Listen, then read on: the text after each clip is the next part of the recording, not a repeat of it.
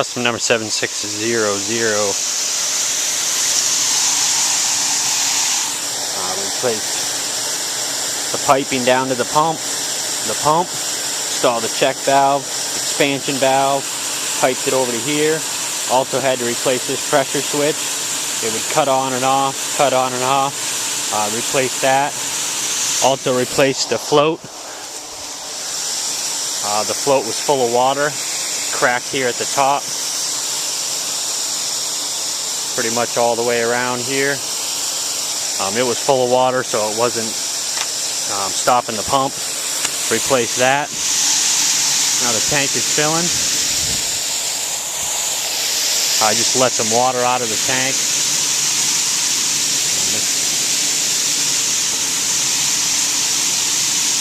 There's our new float there.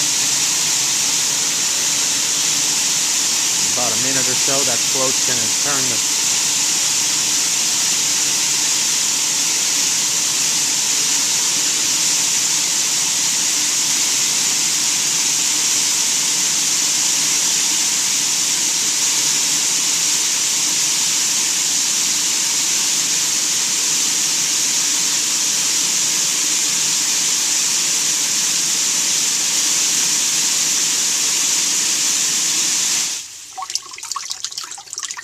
There we go. Job is complete.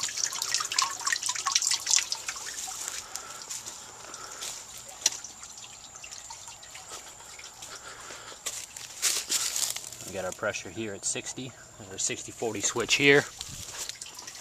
30-50 switch here. And that's video number 2.